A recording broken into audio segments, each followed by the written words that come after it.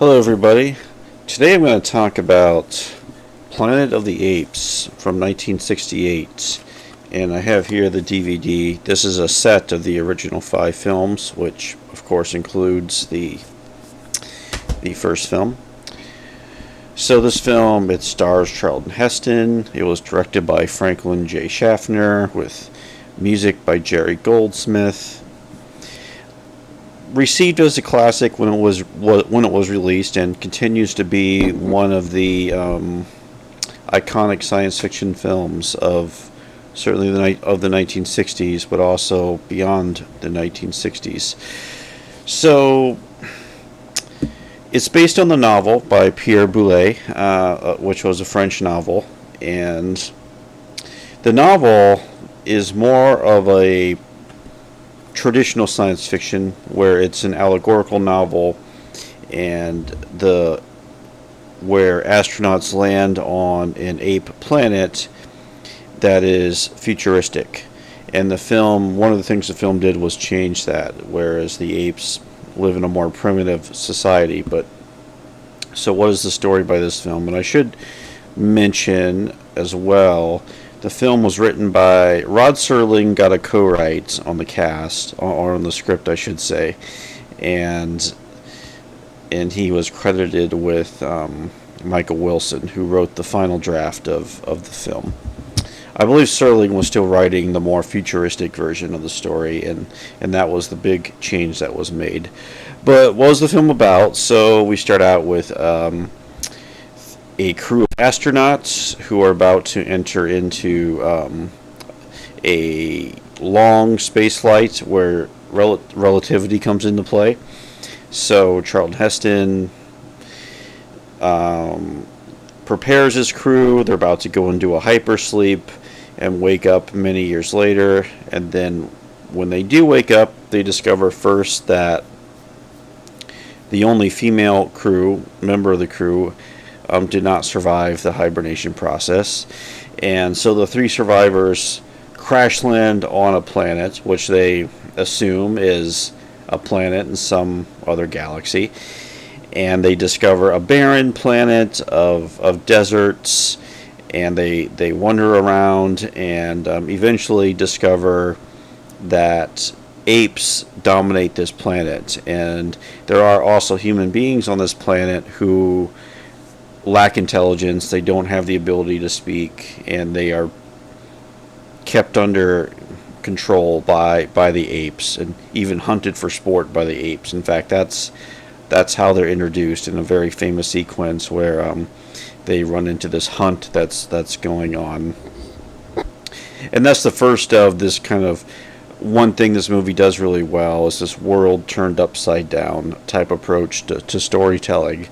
So the crew of the ship is captured by the apes, and the other 2 don't make it, and Heston, who plays Taylor, the only survivor, and they quickly discover two of the chimpanzees discover that he can talk, which they had never seen a human before who was able to talk, with Dr. Cornelius, played by Roddy McDowell, who would become, in some ways, the heart and soul of the original 5 movies. He would appear in 4 of the 5 movies. And Kim Hunter as Dr. Zira, who they're a married couple. They discover that Taylor can talk, and he has intelligence and all these things. And then we have a trial is held as to what to do with Taylor, and eventually, through a long trial, Taylor would be granted his he'll be set free. And this movie has one of the all-time famous surprise endings, and it is a movie that's approaching 60 years old, but it's a very famous ending.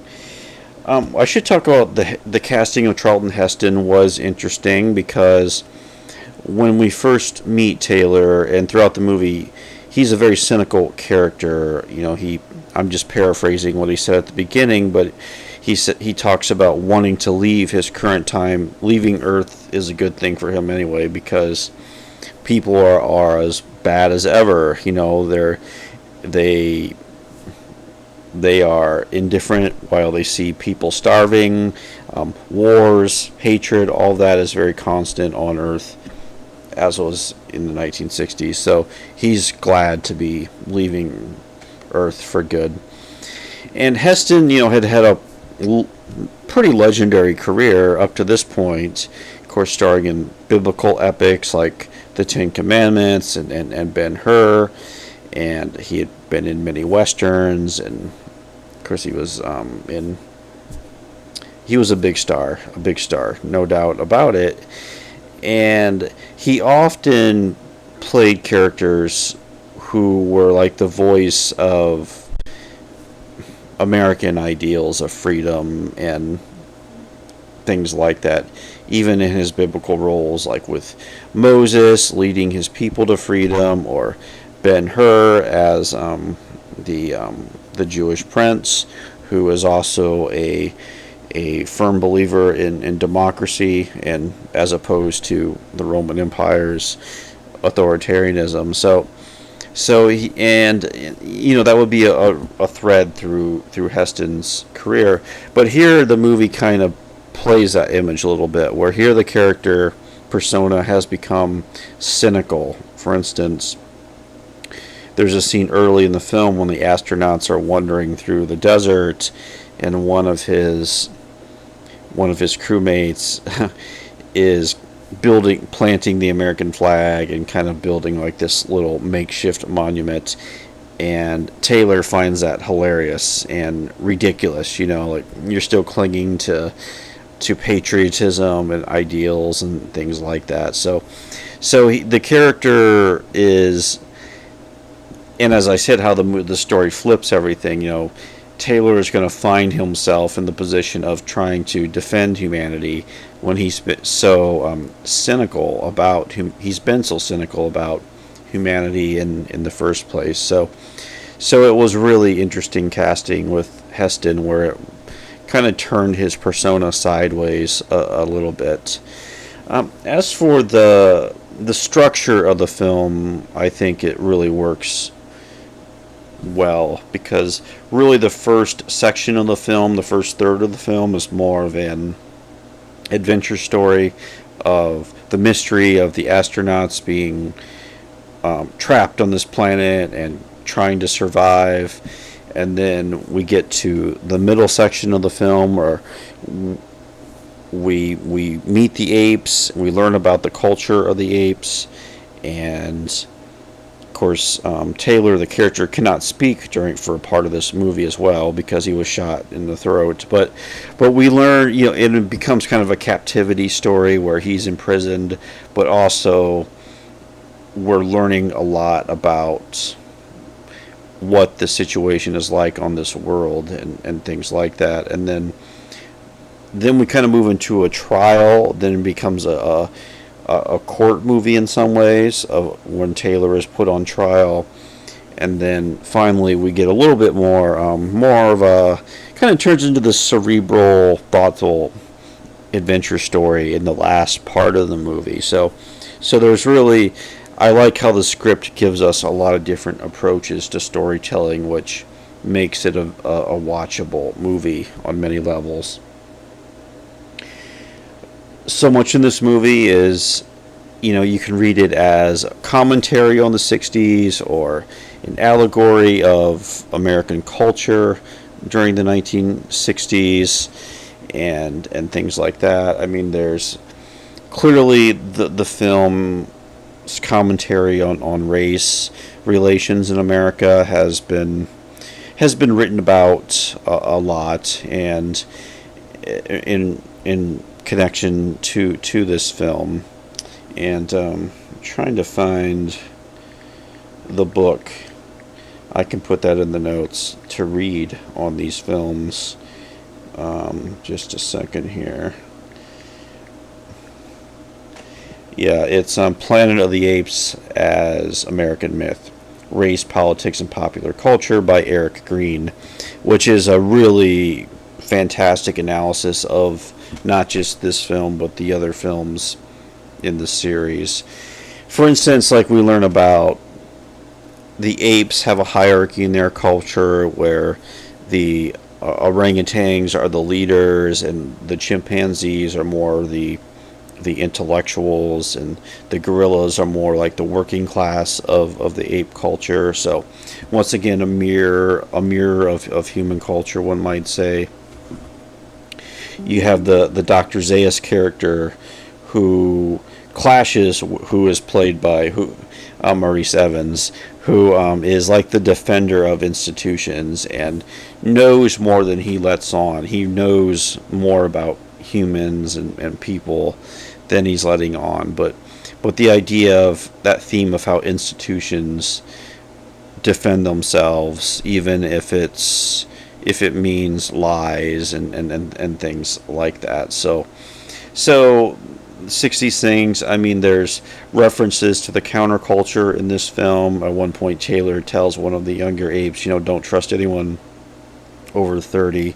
So there is that sense that even within the culture, that the young and old are starting to, the older generation, younger generation, are having different approaches to doing things, and that's very much in the film. There's also a lot in the film references to Vietnam. That kind of comes up in the other films as well, but the idea of humans being militaristic, but also there being this militaristic side to the apes as well. So a lot of great social commentary in this movie from about the time period, but a lot of it is still relevant to today as well. It's a great film to teach, I think, about, if you're looking at, like, thinking about sociology or just how societies are structured and how power works in societies and things like that. So there's just a lot of great things in this movie about that, and the film was written so well. Just there's so many memorable lines, like especially during the trial scene, which seems to be mimicking like a congressional hearing, or like the Army McCarthy hearings or something like that from the 50s. So there is this language is very important in this movie, and how it's used and things like that. So yeah, a great movie to teach, and very useful in that regard. And the ending of the film, there's also I think this movie is about the hubris of humanity as well, and it's about how, but also within the ape culture, about how when too much pride, too much confidence begins to take over in a culture, and how that can be self-destructive as well. And yeah, and the Cold War looms in the background of this movie too. So it's just if you want to, I think, get close to the issues of the 60s without, you can watch documentaries and you can watch real true stories about the 60s and things like that, but a movie like this, I think, really takes those issues and really puts them through an interesting angles, looks at them through, which is what great science fiction does, I think, and this Planet of the Apes is a great example of that. I mentioned the music by Jerry Goldsmith, a very almost kind of experimental score using atonal music and kind of interesting rhythms to the music, and so just a really iconic score throughout this movie. So there would be 4 sequels to this Planet of the Apes film, and there would also be there would be a TV series, a cartoon series, and of course now these films are still being made. So this was quite a franchise. 20th Century Fox put out the movie, and Planet of the Apes was kind of a precursor to Star Wars. It would never become quite as big as Star Wars, but it was definitely a franchise where you would get merchandising and things like that, and they were very popular. But But really, as a standalone movie, this first one is really a powerful statement from its time. So, thanks for watching, and I will talk to you later. Bye.